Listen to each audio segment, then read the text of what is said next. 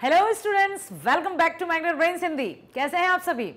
आशा करती हूँ आप सभी स्वस्थ होंगे, खुश होंगे, प्रसन्नचित होकर अपने सभी कार्य कर रहे होंगे। साथ ही साथ लाली मैडम के साथ वीडियो देख रहे होंगे। सुन रहे हैं आप ही से कह रही हूँ भाई।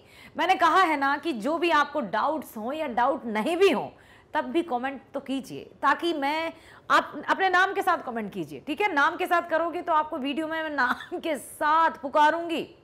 जैसे क्लास 10th के स्टूडेंट्स बड़े अच्छे से जो भी डाउट रहता है कमेंट करते हैं, कमेंट के साथ ही साथ मैं रिप्लाई भी करती हूँ। If you have any doubt, यदि आपको कोई डाउट है तो प्लीज डू कमेंट, और अच्छे से अच्छे आप बहुत समय देकर एकाग्रता के साथ वीडियो देखिए।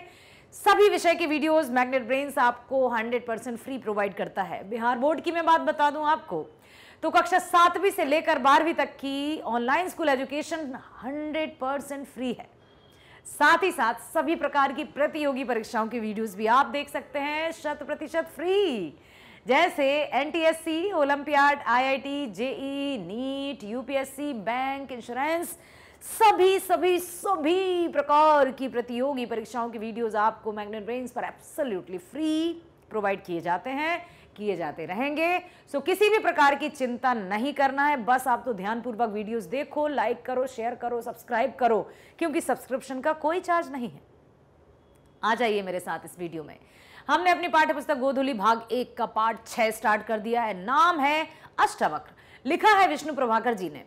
विष्णु प्रभाकर जी ने इस पाठ में बताया है एक ऐसे व्यक्ति के बारे में जो जन्म से ही शारीरिक रूप से अपंग है ना, अपाहिज कह सकते हैं, क्योंकि उसका जो शरीर है वो हम लोगों की तरह एकदम सही नहीं है या सामान्य नहीं है, अब नॉर्मल कह सकते हैं। और मैंने आपको ये भी बताया था कि वेद पुराणों में अष्टावक्र की क्या कहानी है। महान विद्वान पंडित के पुत्र थे अष्टावक्र जी, और गर्भ के समय ही इन्होंने बहुत सारी विद्या हासिल कर ली थी। सत्य को जानने या सत्य को सही परिभाषा देने वाले प्रथम व्यक्ति माने जाते हैं पौराणिक कथाओं के अनुसार। सुना ना आपने कि किस तरह से राजा जनक की नगरी में जब सभा लगी हुई थी और ये पहुंचते हैं और सबको सत्य का ज्ञान कराते हैं, राजा जनक स्वयं उनके आगे नतमस्तक हो जाते हैं और वे कहते हैं कि प्रभु मुझे क्षमा कीजिए, मैं भी इस भौतिक दुनिया में अपने आप को खो बैठा था, अर्थात मैं सत्य को समझ नहीं पाया था। ये जो व्यर्थ की मोह, माया, धन, दौलत, ईर्ष्या, नफरत, द्वेष, छल, कपट, ये जो भावनाएं हैं, व्यक्ति इन्हीं में डूबकर इस इतने प्यारे जीवन को नष्ट कर देता है। जो काम की बातें हैं उनको ध्यान में ही नहीं रखता है, जैसे ममता, परोपकार, दया, करुणा आदि जो बातें हैं जो मनुष्य को मनुष्य साबित करती हैं, उन बातों को ध्यान में नहीं रखता, और जो नहीं है उनको ध्यान में रखकर पाशव की प्रवृत्ति का हो जाता है। विष्णु प्रभाकर जी द्वारा रचित अष्टावक्र चैप्टर हमने पढ़ लिया है, और अब हम देखेंगे इसी के multiple choice questions. Multiple choice questions में आपको पता ही है, प्रश्न रहेगा 1, विकल्प रहेंगे 4, और आपको सही विकल्प का उत्तर देना है। उत्तर मुझसे पहले देना है, और जो भी उत्तर मुझसे पहले देंगे वो अपना नाम लिख दीजिए कि पहले प्रश्न का फर्स्ट ABCD जो भी आपने लिखा है नाम के साथ लिखिए, बहुत अच्छा रहेगा। पहला प्रश्न है, विष्णु प्रभाकर जी का जन्म कब हुआ था? कब? 21 जून सन 1912, 12 जून सन 1921, 1 जून सन 1912 या 5 जून सन 1913। आपको 3 सेकंड का टाइम मिलता है। 1 2 3, आंसर जानते हैं। यस, जिसने ये आंसर दिया वेरी वेल डन। उनका जन्म किस जिले में हुआ था? दरभंगा, पटना, गया या मुजफ्फरनगर? दरभंगा, पटना, गया या मुजफ्फरनगर? तो उनका जन्म मुजफ्फरनगर में हुआ था। अगला प्रश्न है, अष्टावक्र पाठ के लेखक कौन है? ये तो आप सभी बता देंगे कौन है। विष्णु प्रभाकर जी। ऑप्शन कौन सा है? पहला, दूसरा, तीसरा या चौथा? तो दूसरा ऑप्शन है विष्णु प्रभाकर जी, यही सही जवाब है। तीसरा मींस नेक्स्ट क्वेश्चन है, पारिवारिक कारणों से उनकी शिक्षा के लिए कहां जाना पड़ा? विष्णु प्रभाकर जी को पारिवारिक कारणों के कारण शिक्षा के लिए कहां जाना पड़ा था? हरियाणा, दिल्ली, लंदन या पटना? कहां गए थे वो गए थे हरियाणा। प्रभाकर जी के सर्वाधिक चर्चित कृति कौन सी है? प्रभाकर जी की सबसे चर्चित, जो एकदम सब मतलब चर्चित मतलब समझते हो ना, हाँ, लोकप्रिय हो गई हो, जो पॉपुलर हो गई हो। प्रकाश और परछाई, 12 एकाकी, आवारा मसीहा, या इनमें से कोई नहीं? कुछ याद आया आपको कि उनकी सबसे चर्चित रचना कौन सी थी? क्या ये थी हाँ या नहीं थी? बताओ जल्दी बताओ, किसको याद है? ये नहीं। 12 एकाकी, ये भी नहीं। आवारा मसीहा, ये तो लग रही है, चलिए चेक कर लेते हैं, यही होनी चाहिए, और ये भी नहीं है। सो हम चेक करते हैं और आंसर हमारा एकदम सही। वेरी वेल डन, बहुत बढ़िया, बने रहिए इसी तरह से। अष्टावक्र शारीरिक रूप से कैसे थे? ये भी जवाब आपको पता होना चाहिए। कमजोर थे, मजबूत थे, दुबले थे या मोटे थे? कमजोर थे, मजबूत थे, दुबले थे या मोटे थे? तो क्या कह सकते हैं, मतलब क्या थे वे? कमजोर, बहुत सही, यही जवाब होना चाहिए। ये बात, very well done dear students, बहुत अच्छा। आगे चलते हैं। अष्टावक्र रोज शाम को खेमचा लगाकर क्या बेचा करता था? नमकीन, पान, गोलगप्पा या चाट? क्या बेचा करता था वो खोमचा लगाकर? चाट? सच में? चलिए चेक कर लेते हैं। यस, वेरी नाइस, बहुत बढ़िया। अष्टावक्र का मुख कैसा था? तांबा की तरह, वक्र था, लंबा और वक्र था, या गोल था? तो मुख उनका लंबा और टेढ़ा, वक्र मीन्स टेढ़ा। अष्टावक्र का नाम किस भाषा शब्द का नाम था? कौन सी भाषा से अष्टावक्र, किस भाषा का है? संस्कृत, हिंदी, अरबी या फारसी? अष्टावक्र शब्द कौन सी भाषा का है? संस्कृत, हिंदी, अरबी या फारसी? क्या लगता है आपको? अष्टावक्र है संस्कृत का। यस, बहुत सही, वेरी गुड, क्योंकि अष्ट वक्र है ना, अष्ट मीन्स 8, वक्र मीन्स टेढ़ा, हिंदी में यदि हम बात करें तो संस्कृत में ही उनका नाम था। अष्टावक्र की मृत्यु के समय किसने डॉक्टर को बुलाया था? कोई पकौड़े वाला था, चाट वाला था, कुल्फी वाला था या नमकीन वाला था? कौन था? पकौड़ी वाला? नहीं नहीं नहीं नहीं, नहीं, ओके चलो, नहीं है। चाट वाला? नहीं, चाट तो अष्टावक्र स्वयं बेचता था। क्या कोई कुल्फी वाला था, आइसक्रीम वाला? कुल्फी मीन्स आइसक्रीम, वो लाल पीली ऑरेंज टाइप की कुल्फी आती हैं, एकदम बर्फीली कुल्फी, यही था, है ना? चेक करें, सही जवाब, वेरी नाइस, वेल डन, बहुत बढ़िया। अगला प्रश्न, अष्टावक्र ने मृत्यु के समय तेज आवाज में किसको पुकारा? जब अष्टावक्र की मृत्यु होने वाली थी तब उसने तेज आवाज में किसको पुकारा था? माँ, पिता, भगवान या भाई? तो उसने माँ को पुकारा था। अष्टावक्र की माँ क्या थी? विधवा थी, पंडित थी, विद्वान थी या चालाक थी? याद है आपको? हमने पढ़ा था कि अष्टावक्र के पिता का देहांत हो चुका था, है ना? पंडित, विद्वान या चालाक? तो सबसे पहले यस, विधवा। अष्टावक्र पाठ साहित्य की कौन सी विधा है? आपने ध्यान दिया है?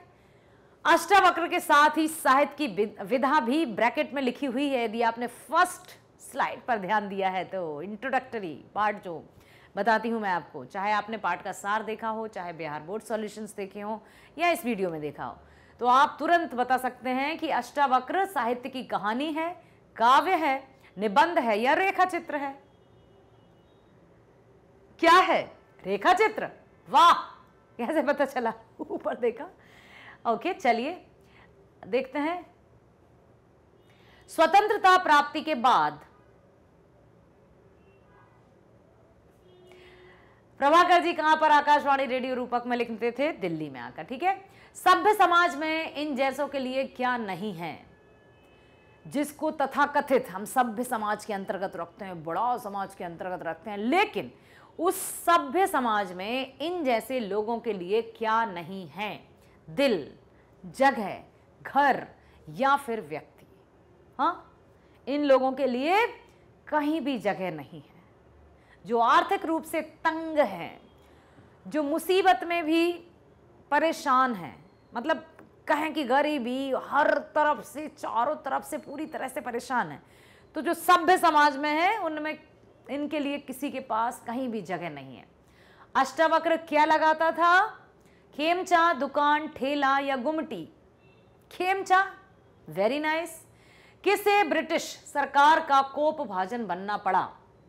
ब्रिटिश सरकार के क्रोध या गुस्से का भाजन बनना पड़ा, मतलब किसने ब्रिटिश सरकार का बहुत अधिक क्रोध या प्रताड़ना है? सही, महात्मा गांधी, दादा साहेब, विष्णु प्रभाकर, विवेकानंद, तो इन्होंने भी, क्योंकि उस समय यही हालत था। अष्टावक्र कहाँ रहता था? कोठरी, महल, राज दरबार या झोपड़ी?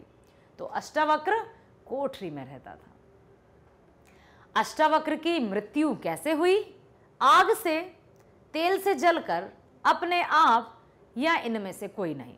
याद है आपको, जब माँ बीमार थी, बहुत उसको ज्वर था, ज्वर मीन्स बुखार था, और उस समय जब उसने कहा माँ मुझे भूख लगी है, तो माँ ने उस इतने, मतलब आग की तरह वो जल रही थी, इतना खतरनाक उसको बुखार था, फिर भी उसने जो भी है कुछ तलने की कचौड़ियाँ पकौड़ियाँ वगैरह बनाई, और उसने कहा कि बेटा इनको आराम से कढ़ाई में डाल दो, सिक जाएंगी तो तुम खा लेना। लेकिन क्या हुआ था? उसने बहुत दूर से कढ़ाई में वो फेंक दी ही कहेंगे, और वो बहुत सारा तेल कढ़ाई से उसके ऊपर आ गया था, जिससे वो पूरी तरह से चीख उठा था, तिल मिला गया था, क्योंकि उसकी छाती पर गरम बिल्कुल तेल आ गया था, और उसी के बाद वो बीमार हो गया था, तो तेल से चलकर। विष्णु प्रभाकर रचित कौन सी पुस्तक है जो बहुत प्रसिद्ध हुई है? आवारा मसीहा। अष्टावक्र कहाँ रहता था? झोपड़ी में, शहर की एक बदबूदार कोठरी में, या फिर प्लेटफॉर्म के कोने में, या मंदिर की सीढ़ियों पर? तो वो रहता था शहर की एक बदबूदार कोठरी में। अष्टावक्र के पिता कब चल बसे थे? अब अष्टावक्र जब छोटा सा था ये तो है, लेकिन इनमें से क्या आप एक लगा सकते हो अनुभव कि 30 वर्ष पहले, 1 वर्ष पहले, 50 वर्ष पहले, कब? तो 30 वर्ष पहले। अष्टावक्र पाठ गद्य की कौन सी विधा है? संस्मरण, जीवनी, कहानी या रेखा चित्र? रेखा चित्र। अष्टावक्र के पिता कब चल पड़े थे? यहां आप देखिए, जब अष्टावक्र के जन्म के पहले, या जब अष्टावक्र जवान हुआ, या अष्टावक्र के होश संभालने से पहले। होश संभालना समझते हो आप? जब कोई बालक, अबोध बालक रहता है, उसे कुछ भी याद नहीं रहता, उसको कहते हैं। ठीक है। अष्टावक्र की मां की मृत्यु के समय, तो अष्टावक्र के होश संभालने से भी चले गए थे वो।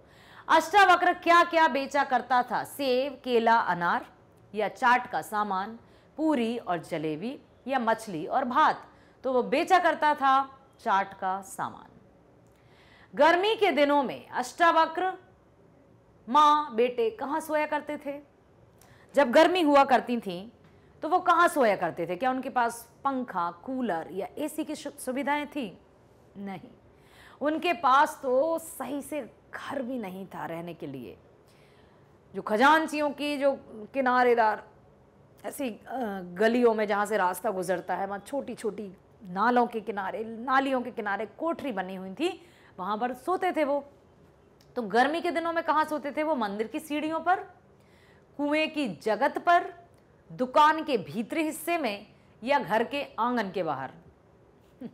ना घर था, ना आंगन था, ना मंदिर में जाने की ही अनुमति थी, और ना कोई उनकी दुकान थी, तो वो सोते थे कुएं की जगत पर। मृत्यु के समय अष्टावक्र ने किसको धीमे स्वर से पुकारा? जैसे ही उसकी मृत्यु, उसको लगा कि अब मृत्यु निकट आ रही है, उसने किसको पुकारा था? कुल्फी वाले को, माँ को, डॉक्टर साहब को, या फिर भगवान को? उसने अपनी माँ को पुकारा था। अष्टावक्र कैसी बुद्धि का बालक था? चालाक, नो, मंद बुद्धि, या अति तेज, या घृणित? तो वो था मंद बुद्धि।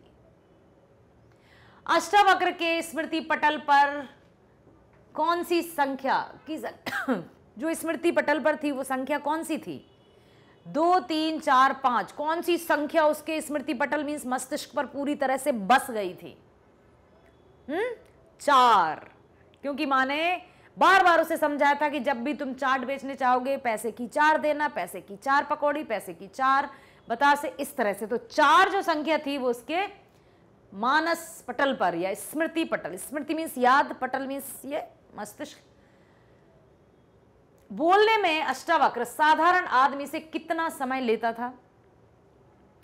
जब भी कुछ बोलता था, जैसे हमने बोला मां, और वो उसी बात को किस तरह से बोलता था, कितना समय लेता था एक नॉर्मल पर्सन से?